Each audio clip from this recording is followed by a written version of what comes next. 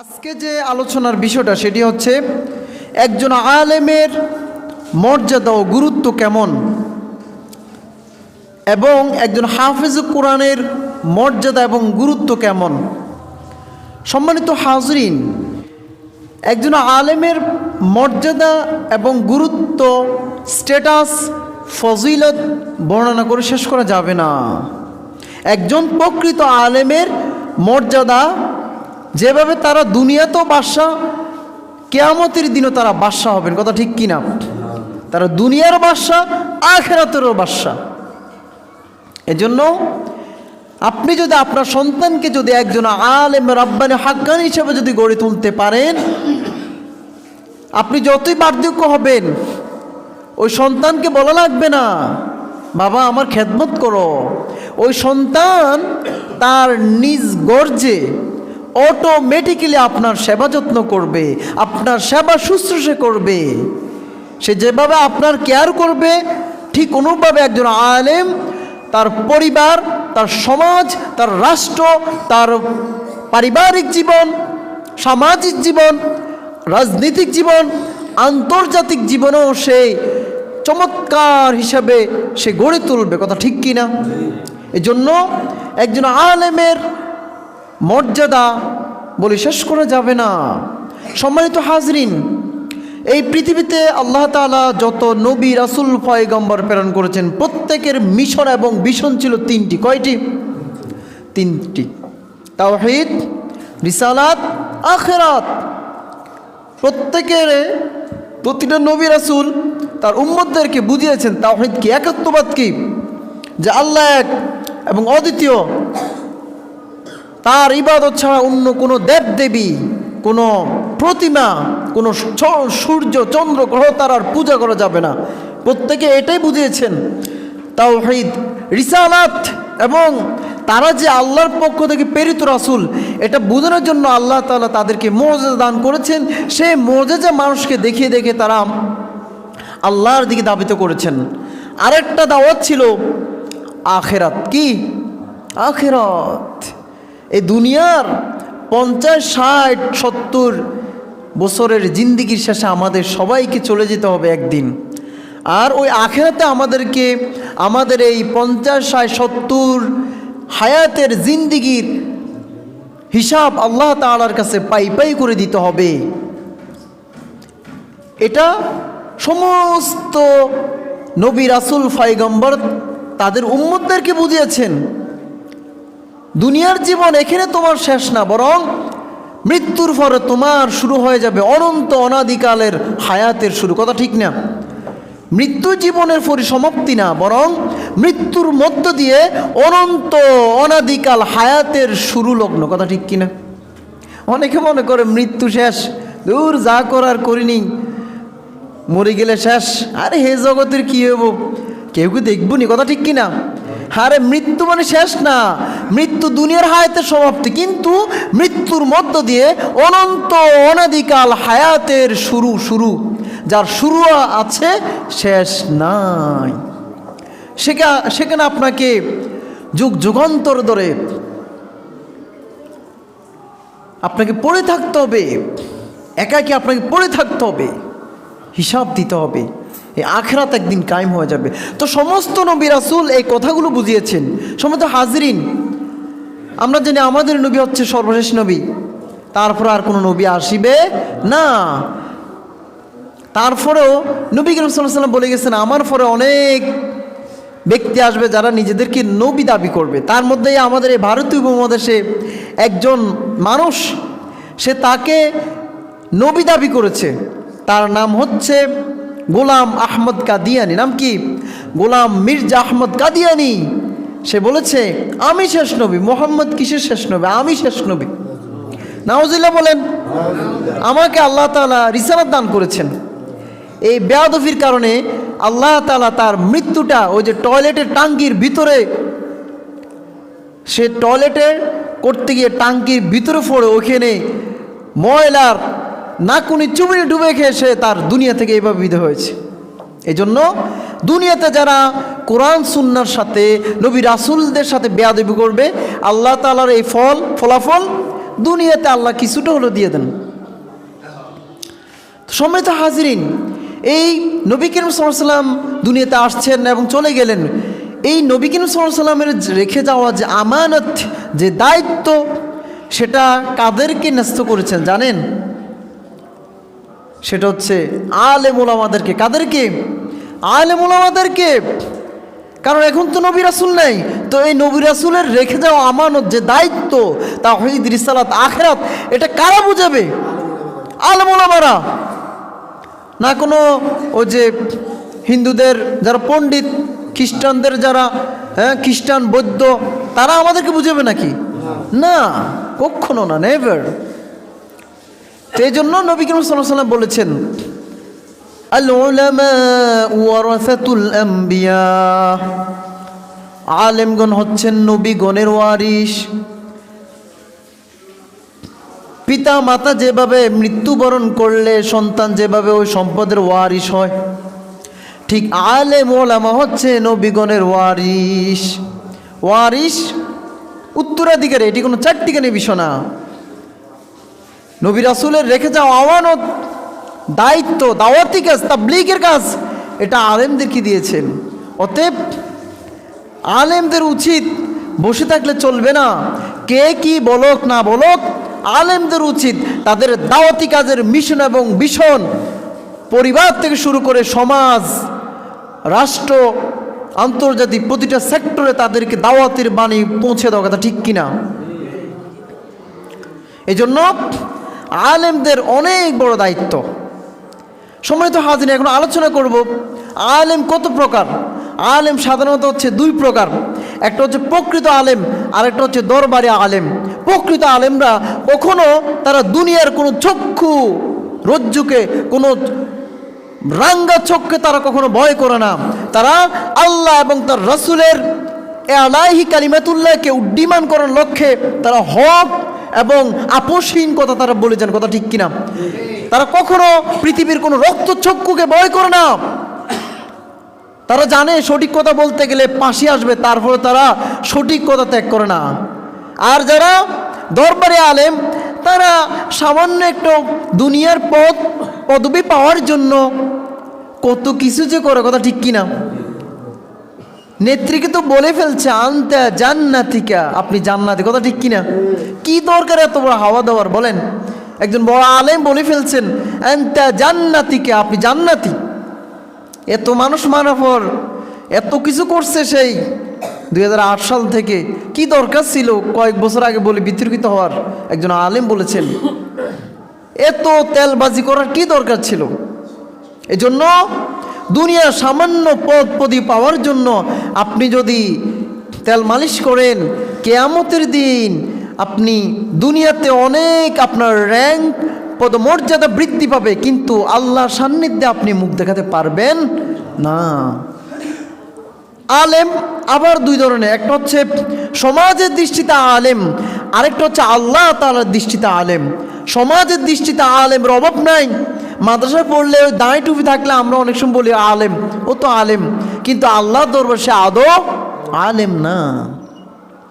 সে ঠিকমতো কোরআন তেলাওয়াত করে না, টাকনু নিচে পায়জামা পরে, নামাজ গ্যাপ দেয়, তাকবীরুল মিস করে, পর্দা করে না, সেই স্ত্রীকে নিয়ে, ওয়াইফকে নিয়ে স্ট্যাটাস দেয়, সে আবার কিসের আলেম? সমাজের দৃষ্টিতে সে আলেম হতে পারে, কিন্তু আল্লাহ তাআলার দৃষ্টিতে সে কখনো আলেম হতে পারবে না। তো যাই হোক, আলেমের পরিচয় দিলাম। এখন আলোচনা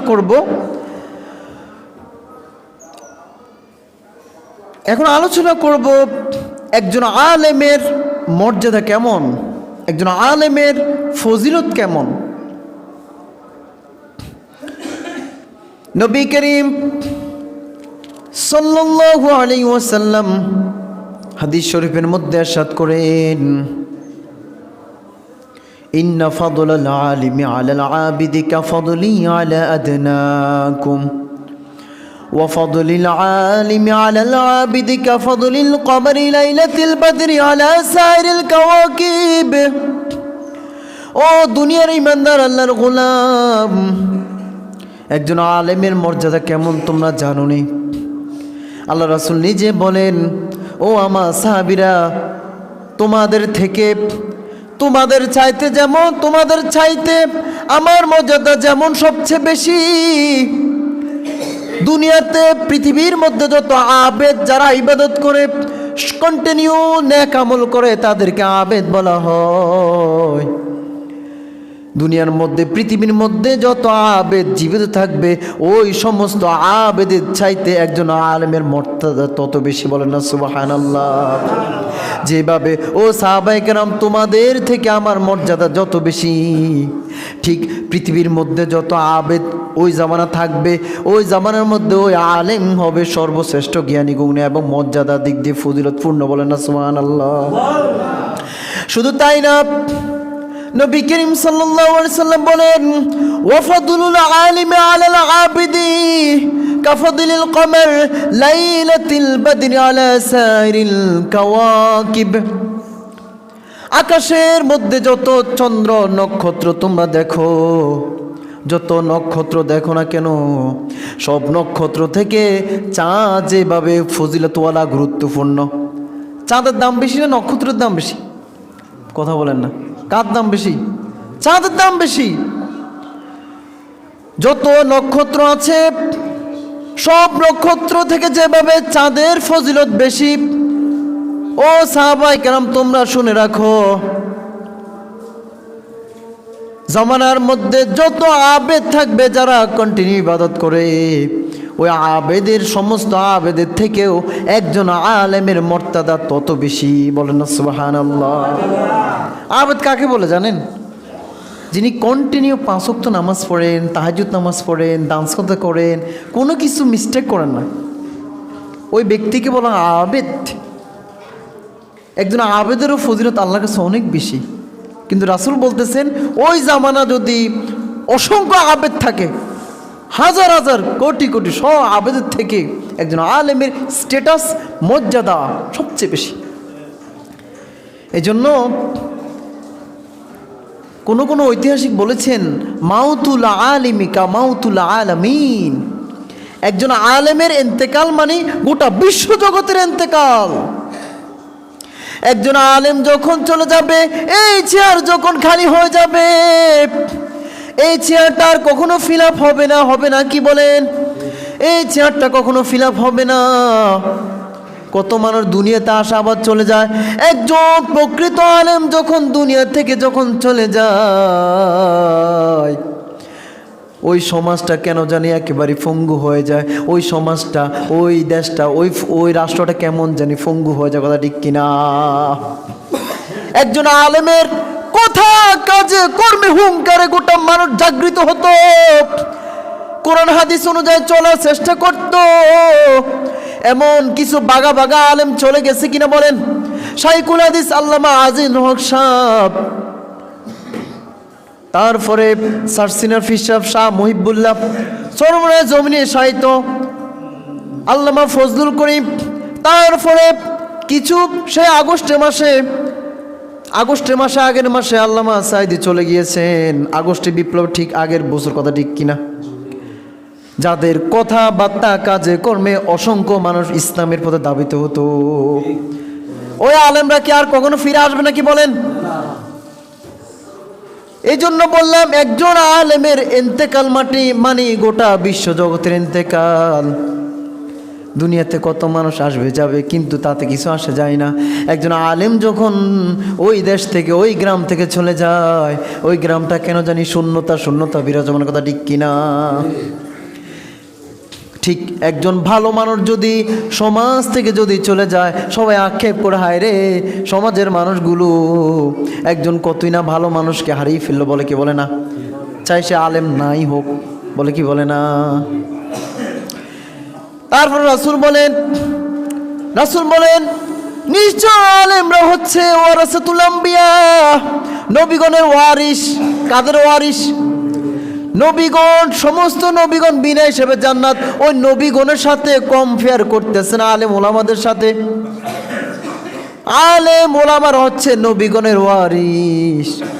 কিয়ামতের দিন নবীগণের সাথে আলেম ওলামারা একসাথে বসবাস করতে পারবে, বলেন না সুবহানাল্লাহ।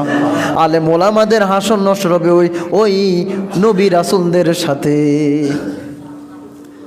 এজন্য আপনার ছেলেকে আলেম বানানো দরকার আছে কিনা বলেন?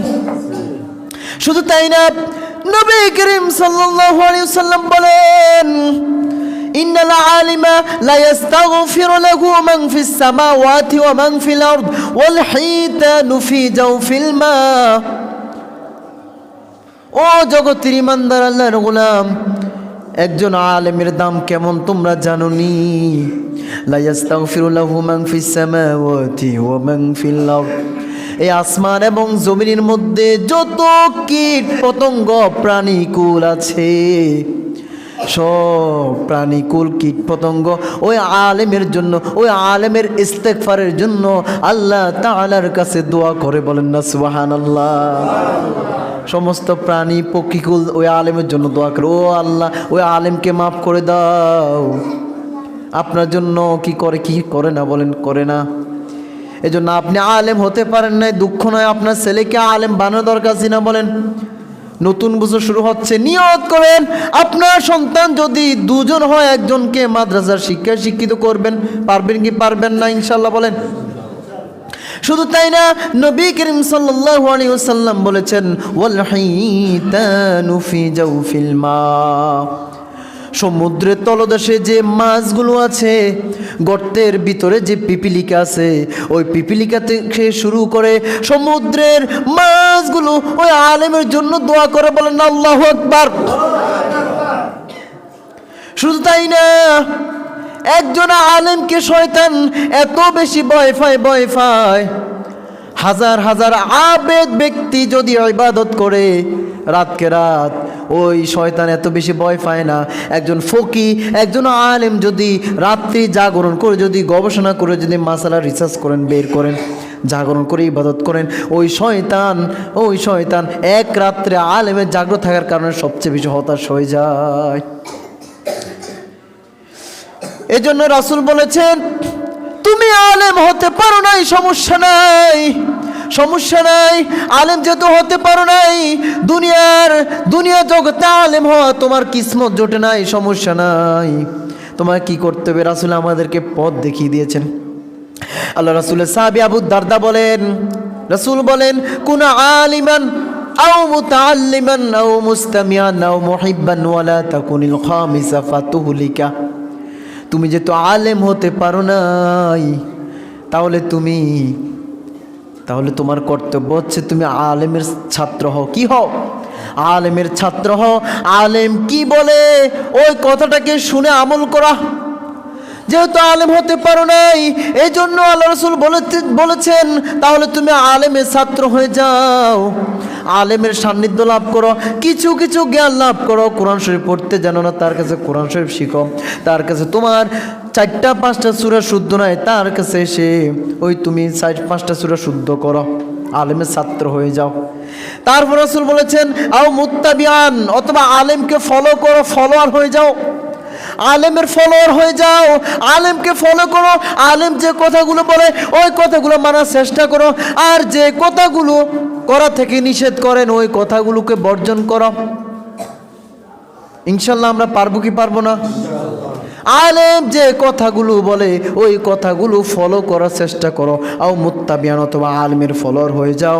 আও মুহিব্বান, যদি এই তিনটাই যদি না হতে পারো, আও মুহিব্বান, আলেম হতে পারলা না, ছাত্র হতে পারলা না, তাকে ফলো করতে পারলা না, অন্তত আও মুহিব্বান, আলেমকে ভালোবাসো। আলেমকে কি করো? ভালোবাসো, আলেমকে ভালোবাসো। 5 নম্বরে নবীজি বলেছেন, ওয়ালা তাকুনিল খামিস, আর 5ম নম্বর হইও না, মানে তুমি আলেম হইলে না, আলেমের ছাত্র হইলে না, আলেমকে ভালোবাসলে না, আলেমকে ফলো করলে না, কোনোটাই যদি না হও, অতএব তুমি 5ম নম্বর হয়ে না। যদি 5ম নম্বর হও, ফাতুহলিকা, তাহলে তুমি হালাক হয়ে যাবে, তাহলে তোমার দুনিয়া বরবাদ হয়ে যাবে, আখিরাতও বরবাদ হয়ে যাবে। নাউযুবিল্লাহ বলেন। তুমি আলেম হলে না ভালো কথা, হতে পারো না, আল্লাহ কবুল করে নেয়, ওই বাকি তিনটা করবে না, এটা হতেই পারে না। অনেকের আলেমের কথা শুনলে গায়ের মধ্যে আগুন জ্বলে ওঠে, কথা ঠিক কিনা? আলেমকে কি ফলো করবে, কি ভালোবাসবে, কি শুনবে কথাগুলো। আরে বিগত দিনগুলোতে দেখেছি কত ওয়াজ মাহফিল 144 দ্বারা জারি করে বন্ধ করে দিয়েছে, কথা ঠিক কিনা? এত গায়ে আগুন জ্বলে কেন?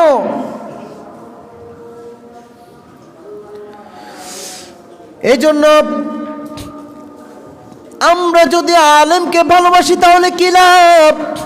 নবী করিম সাল্লাল্লাহু আলাইহি ওয়াসাল্লাম অন্য একটি হাদিসের মধ্যে ইরশাদ করেন, আল মারউ মা মান আহাব্বা। যে ব্যক্তি দুনিয়াতে যাকে ভালোবেসেছে ওই ব্যক্তির সাথে কিয়ামতের দিন তার হাসর নসর হবে, বলেন না সুবহানাল্লাহ। আপনি যদি আলেমকে যদি ভালোবাসেন আপনার হাসর নসরটা হবে আলেমের সাথে। আর মান তাশাব্বাহা বিকওমিন ফাহুয়া মিনহুম, আপনি যার সাথে আপনার কৃষ্টি কালচার, আপনার চলাফেরা, উঠা বসা, লেনদেন, কার্যক্রম যে ধর্মের সাথে যার সাথে মিলে যায়, রাসূল বলেছেন মান তাশাব্বাহা বিকওমিন ফাহুয়া মিনহুম, ওই ব্যক্তির সাথে ওই মদখোর, ওই গুন্ডা, ওই রাজাকার, ওই চুরি, ওই চোরের সাথে আপনার হাসর নসর হবে, বলে নাউজুবিল্লাহ। এই জন্য দুনিয়াতে কার সাথে চলবেন সিদ্ধান্ত, ডিসিশন অন ইউরস, সিদ্ধান্ত আপনার। আপনি কার সাথে চলবেন? আপনি তো চলেন, কার সাথে চলেন বলেন? সেটা কি বলার অবকাশ রাখে নাকি? কত বলবো, জুমার দিন কি এত কথা বলার সময় আছে নাকি? বিশাল আলোচনা, প্রায় 2 ঘন্টার আলোচনা সাজায় প্রতিটা জুমাতে।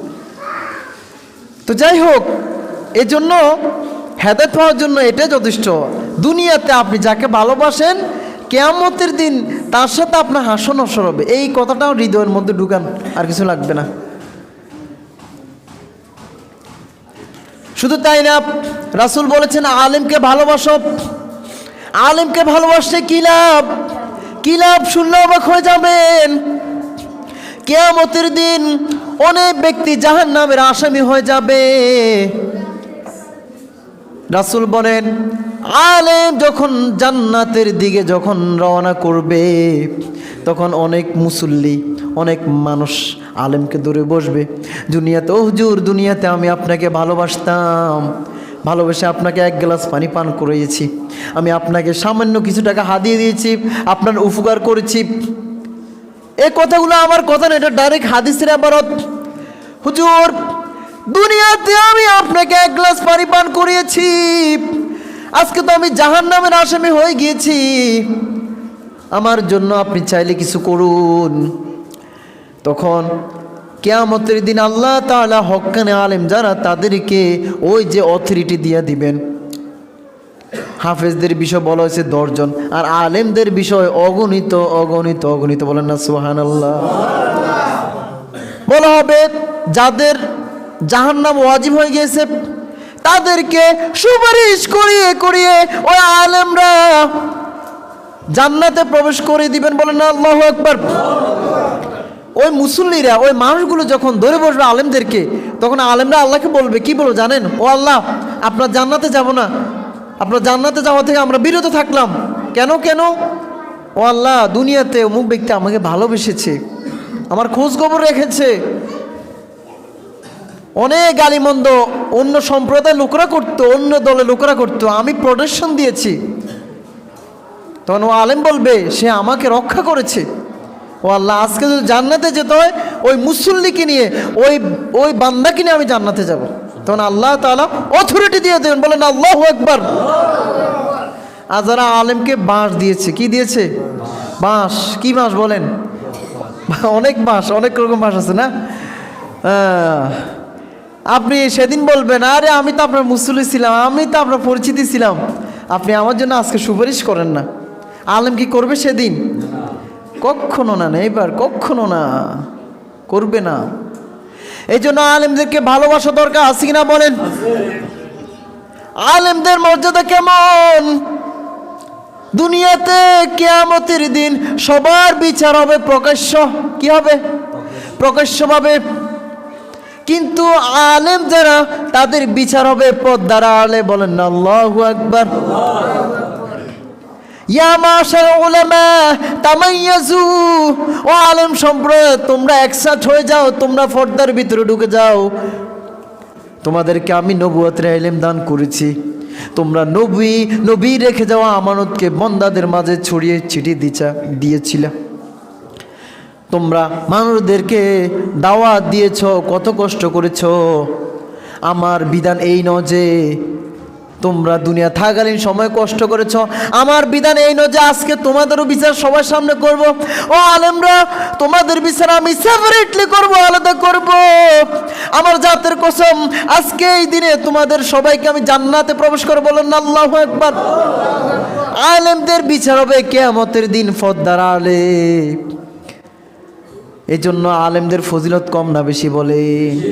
এই জন্য আপনার ছেলেকে আলেম বানানোর দরকার আছে কিনা বলেন?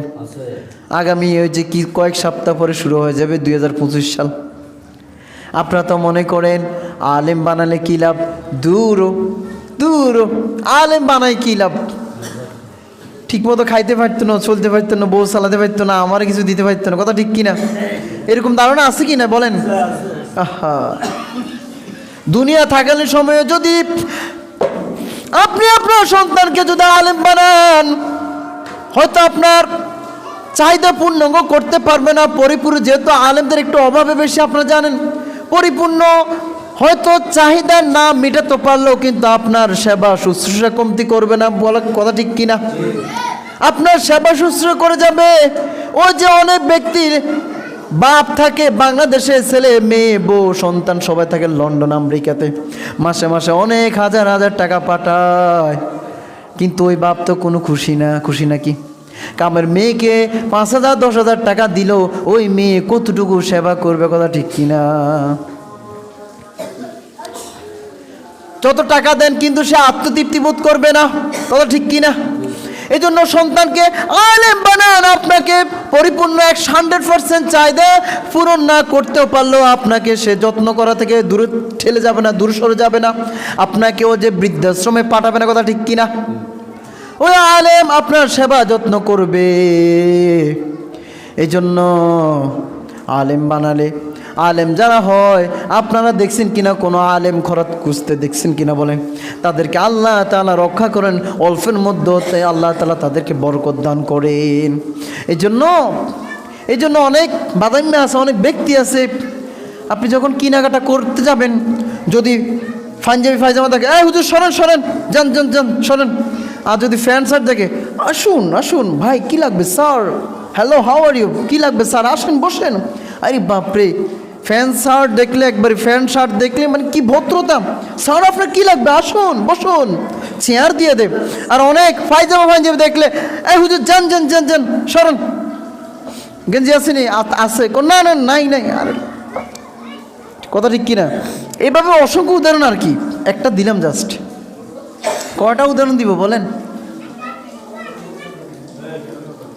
অনেক ব্যক্তি আপনাকে বলবে, হায়রে আপনার সন্তান কি খাবে, কি জন্য মাদ্রাসা পড়াচ্ছেন? আপনি তাদেরকে বলে দিবেন, সন্তানের রুজি খাওয়ার জন্য আমি সন্তানকে মাদ্রাসা পড়াচ্ছি না, বরং আমার সন্তানকে আমি আলেম বানাবো। এই সন্তান জনগণের মাঝে হেদায়েত, জনগণের মাঝে দাওয়াতি কাজ পরিচালনা করে দাওয়াত দিয়ে মানুষকে হেদায়েত করবে, আমাকে হেদায়েত করবে, তার পরিবার পর্যন্ত হেফাজত করবে, সবাইকে দিনের দাওয়াত দিবে। বরং আমার ছেলে দুনিয়ার মানুষের হেদায়েতের পাশাপাশি পরকালের জন্য এই সন্তান যেন আমার জন্য সুপারিশ করে, এই জন্য আমি আমার সন্তানকে মাদ্রাসা পড়াই। এই কথা বলতে পারবেন কি পারবেন না বলেন? টাকা পয়সা তো সবার কাছে কম বেশি আছে, কথা ঠিক কিনা? কিন্তু সেবা যত্ন, মোহাব্বত, ভালোবাসা দিন দিন কোথায় হারিয়ে যাচ্ছে বলেন? আছে নাকি? নাই।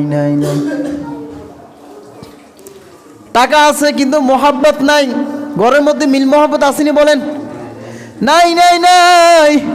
ও যে দিন ধর্ম নাই, প্রতিটা ঘর ইহুদি খ্রিস্টানদের মতো করে গড়ে তুলছেন আপনারা। খাওয়ার রুটিন নাই, চলাফেরার রুটিন নাই, শোয়ার রুটিন নাই, কেউ কারোর সাথে যোগাযোগ নাই, যার মোবাইল নিয়ে সে পার্সোনাল আইডিতে ইন্টারনেট ব্রাউজিং করে যাচ্ছেন। সন্তানকেও আদর করার সময় নাই। এই জন্য ঘরগুলো থেকে মোহাব্বত আস্তে আস্তে উড়ে যাচ্ছে। স্বামীর কথা স্ত্রী শোনে না, স্ত্রী স্বামীর কথা শোনে না, সন্তানের কথা কেউ কারো কথা শুনে না, কথা ঠিক কিনা? এইভাবে আমাদের সমাজগুলো চলছে। এজন্য আপনার সন্তানকে যদি মাদ্রাসা শিক্ষিত করে যদি গড়ে তুলতে পারেন, আপনার এই সন্তানের উসিলা দেখা গেছে ওই যে সনের ঘর, মাটির ঘর, টিনের ঘর, ওই ঘরটা জান্নাতের টুকরা হয়ে যাবে। সুবহানাল্লাহ। তো বলতেছিলাম আলেমের ফজিলত কেমন। আলেমের ফজিলত বলে শেষ করা যাবে না। এই জন্য রাসূল বলেছেন, তুমি যদি আলেম না হতে পারো তাহলে তুমি আলেমের ছাত্র হও, আলেমকে মহব্বত করো, আলেমের ফলোয়ার হও। খবরদার 5 নম্বর হয় না, অর্থাৎ তুমি আলেম হলে না, ছাত্র হলে না, মহব্বত করলে না, তাদেরকে ফলো করলে না, এমনটি যেন না হয়। যে কোনো একটা করো, তাহলে যদি কোনোটাই যদি না হয় তাহলে তুমি ধ্বংস হয়ে যাবে। কারণ হচ্ছে এই জামানার আলেমরাই তো নবী রাসূলের কথাগুলো আপনাদের কাছে পৌঁছায়, কথা ঠিক কিনা? না কোনো যে হিন্দুদের যাদের ব্রাহ্মণ, হিন্দুদের যারা গুরু, তারা কি আপনাদের কাছে কি দ্বীনের দাওয়াত দিবে কিনা বলেন? খ্রিস্টানদের যারা খ্রিস্টান মিশনারি, তারা কি আপনাদের কাছে নবী রাসূল কথা বলবে কিনা? তারপরে বৌদ্ধদের যারা বৌদ্ধ গুরু, তারা বলবে কিনা? আলেমরাই বলবে, এটা স্বাভাবিক। এই জন্য আলেমদের কথাকে যদি আপনি ডিঙ্গিয়ে যদি চলেন তাহলে তো কিছু করার নাই। আরে বড় পরিতাপের বিষয়, অনেক মুসলমান কখনো এই সময়ের জন্য মুসলমান থাকে, আবার এই সময়ের জন্য কাফের হয়ে যায়, কথা ঠিক কিনা? এই সময়ের জন্য উনি মুসলমান, আর ওই সময়ের জন্য একবারে হিন্দু বৌদ্ধ খ্রিস্টানদের সাথে বেধর্মীদের সাথে চলাফেরা করে তার পুরা কালচার, পুরা ওই যে মূর্তির সামনে করে, কথা ঠিক কিনা? করে না। তাদের সাথে চলাফেরা, তাদের সাথে বন্ধুত্ব ভিতর হইলে মদ, গাঁজা, হিরোইন, পেন্সিডিল পান করতে বা এটাকে বক্ষণ করতে সে দ্বিধাবোধ করে না, পরকীয়া করতে দ্বিধাবোধ করে না, রাতের অন্ধকারে বোতল খেতে দ্বিধাবোধ করে না। রাসূল বলেছেন, যারা মদ খায়, মদ খাওয়া অবস্থা তার ঈমান থাকে না, বলেন নাউজুবিল্লাহ। ওই অবস্থা যদি ইন্তেকাল আসে তাহলে আমরা জানি আপনি আব্দুর রহমান, আপনি মুসলমান, কিন্তু কোরআন হাদিসের ভাষা আপনি কি বেঈমান হয়ে মারা গেলেন। কি হয়ে মারা গেলেন? বেঈমান হয়ে মারা গেলেন। কত মুসলমান মারা যায়, আমরা বলি মিনহা খালাকনাকুম, কিন্তু ওয়াফিয়া নুইদুকুম, কিন্তু কোরআন হাদিসের ভাষা আপনি কাফির হয়ে মারা গেলেন। ও যে কথার কারণে, কেননা রাসূল বলেছেন এমন একটি জামানা আসবে, ইউসবিহুর রাজুল মুমিনা ওয়া ইউমসি কাফিরা, আও ইউমসি মুমিনা ওয়া ইউমসি কাফিরা। এমন একটি জামানা আসবে, সকালবেলা মুমিন, সন্ধ্যাবেলা কাফের, আবার সন্ধ্যাবেলা মুমিন, সকালবেলা কাফের হয়ে যাবে। কই যে কথা বলার কারণে। ভাই চলো নামাজ পড়তে যান। আরে যান, আপনার সরকার তেল দেন। দেখেন না আমরা কি করতেছি, বলে কি বলে না? দেখেন না আমরা ইবাদত করতেছি। আরে বাপরে, ইমান টুট যায়গা, ইমান ভেঙ্গে গিয়েছে আপনার। যান আপনার সরকার তেল দেন, বলে কি বলে না? ও ভাই, মসজিদের সামনে গান বাজায়েন না, কর্ণপাত না করে গান চালান। আল্লাহর আযাব গজব আসলে আপনিও বাঁচতে পারবেন না, আমিও বাঁচতে পারবো না। এই জন্য তো আপনাদেরকে বলি, এটা করেন না, কারণ আল্লাহর গজব কখন আসে বলা যায় না। খেলাধুলা করেন মানে নাই, নামাজের সময় নামাজটা পড়েন মসজিদের সামনে। এই মসজিদ কিয়ামতের দিন আপনার বিরুদ্ধে সাক্ষী দিবে। যদিও আজকে এই মসজিদ কোনো কথা বলতে পারছে না, কিয়ামতের দিন আপনার বিরুদ্ধে সাক্ষী দিবে। তাহলে আপনি জান্নাতে যেতে পারবেন কিনা বলে? আপনি কখনো যেতে পারবেন না। মসজিদ আপনার বিরুদ্ধে সাক্ষী দিবে, বলবে আল্লাহ আমার সামনে তারা নাচানাচি করেছে, গান ডিজে গানের আসর বসিয়েছে, গান বাজনা বাজিয়েছে। লাকসামের অনেক পূর্বে একটা গ্রাম আছে কিনা জানি না, 16 ফুকুরিয়া বা 16 দানা, কোন গ্রাম আছে কিনা আমি জানি না। একজন আলেম, অনেক আগের ঘটনা, দারুল উলুম দেওবন্দ থেকে ফলায় করে আসছে। তো হুজুরের জুমার দিন আলোচনা করতেছে, বাবারা তোমরা বাস্তব ঘটনা বলতেছি, তোমরা খেলাধুলা করো, তবে গানটা নাচানাচি করিও না। এখন কিছু যুবক দাঁড়িয়ে গেছে, হুজুর আমাদের সমাজে এটা করতে দিব না। তো আসর পরে একজন ব্যক্তি হুজুর কাছে এসে বলল যে হুজুর, আপনি তো দেওবন্দ থেকে ফলে করে আসছেন, আপনি তো ওদের সম্পর্কে জানেন না। যারা দাঁড়িয়েছে প্রোডাকশন দিবে, গান বাজনা করতে দিবে না, তারাই তো গানের বাজনা আসো, তারাও তো আগ থেকে বসিয়েছে, আজকেও তারা বসাবে। হুজুর, আপনি ওইখানে যাইয়েন না, তারা প্ল্যান বানিয়েছে যে আজকে যদি আপনি যান, আপনার একেবারে হাড় ঠ্যাং পা হাত পা বেঁধে নারীকে অদ্দুলঙ্গ করে নারী নাচানাচে আপনাকে তারা দেখাবে। তারা এই প্ল্যান করে রেখেছে, আপনি যাইয়েন না। তো যাই হোক, সন্ধ্যাকালীন সময় তার স্ত্রীকে বলল যে আমাকে একটা মশারি দাও। মশারি নিয়ে তিনি অন্য ঘরে চলে গেলেন। ওই যুবকরা আসলো, আসার পরে বলতেছে হুজুর কোথায়, হুজুর, হুজুরকে তো আমাদের প্রয়োজন। তারপরে বলতেছে কিছুক্ষণ আগে তো এখানে ছিল, এখন একটা মশারি নিয়ে অন্য জায়গায় চলে গেছে। মানে হিকমত অবলম্বন করলেন, স্ত্রী তো জানে বিষয়টা। কিছুক্ষণ আগে এদার মেয়ে ঠেরেগা আবি এস মাকান বেনিহি, আসলে অন্য ঘরে চলে গেছে, হিকমত খাটেস। তারপরে ব্যাস ওই আলেম অবস্থান করতেছে, এই ফাঁকি দ্বীপ ঘূর্ণিঝড় শুরু হয়ে গেছে। বাস্তবিক ঘটনা, অনেক আগের। এমন ঘূর্ণিঝড় শুরু হয়েছে, আশেপাশে যতগুলো ঘর সবগুলো একবার উড়ে গিয়েছে, এবং কি অনেক বিল্ডিং পর্যন্ত একবারে তাল গাছ সমফরে উপরে উঠে গেছে। অনেক গরুও একবারে তাল গাছের মধ্যে আটকে পড়ে গেছিল। এত ভয়ানক অবস্থা, সবার অবস্থা ভয়ানক, কিন্তু ওই আলেমের বাড়ির অবস্থা কোনো কিছুই হয়নি। বলেন না সুবহানাল্লাহ। তো পরে একজন দেখতে এলো যে আমার খালুর কি অবস্থা, ওই আত্মীয় যে বলতেছে আর কি, যে দেখে আসে আমার খালুর কি অবস্থা, আমার খালাম্মার কি অবস্থা। দেখতেছে না, সব শেষ, কোনো কিয়ামত হয়ে গেছে, কিন্তু ওই আলেমের বাড়ি অক্ষুণ্ণ রয়েছে। এজন্য যারা আলেমদের সাথে বেয়াদবি করবে তাদের পরিণতি ভালো হবে না। একজন আলেমের কথা বলি, আপনারা নাম শুনেছেন, আপনার আশরাফ আলী থানভী, হাকিমুল মিল্লাত, মুজাদ্দিদে মিল্লাত। শাহ আশরাফ আলী থানভীর একজন মুরিদ ছিল, শাগরেদ ছিল। ওই শাগরেদের নাম ছিল আপনার, ওই শাগরেদের নাম ছিল, যাক নামটা আমি ভুলে গিয়েছি। ওই আল্লাহর ওলি, বৃষ্টি হচ্ছিল, বৃষ্টির কারণে তিনি হেঁটে যাচ্ছিলেন। কি যাচ্ছিলেন বলেন? হেঁটে যাচ্ছিলেন। তো 14 ফেব্রুয়ারি ভ্যালেন্টাইন ডে উপলক্ষে প্রেমিক প্রেমিকা সখা সখী ওই যে সিঁড়ির মধ্যে বসে তারা মজ মাস্তি করতেছে। ওই আল্লাহর ওলি হেঁটে যাচ্ছেন, বৃষ্টির কারণে কাদা হয়ে গেছে, উনি হাঁটতেছেন, আল্লাহ আল্লাহ আল্লাহ করে করে হাঁটতেছেন। হঠাৎ করে অসতর্কতা মানে পা দেওয়ার কারণে সামান্য একটু কাদা ওই প্রেমিকার গালের মধ্যে পড়েছে। গালের মধ্যে পড়ার পরে ওই প্রেমিক উঠে, ও শীত থেকে উঠে নেমে এসে একবার ওই আল্লাহর উপরে দিছে এক থাপ্পড়। নাউজুবিল্লাহ বলেন। চিনি না তো উনি কে। তারপরে আপনার চর দেওয়ার পরে উনি কিছুই না বলে উনি হাঁটা শুরু করলেন। তারপরে ওই ব্যক্তি বলতেছে, দেখো আমি তোমাকে কত ভালোবাসি।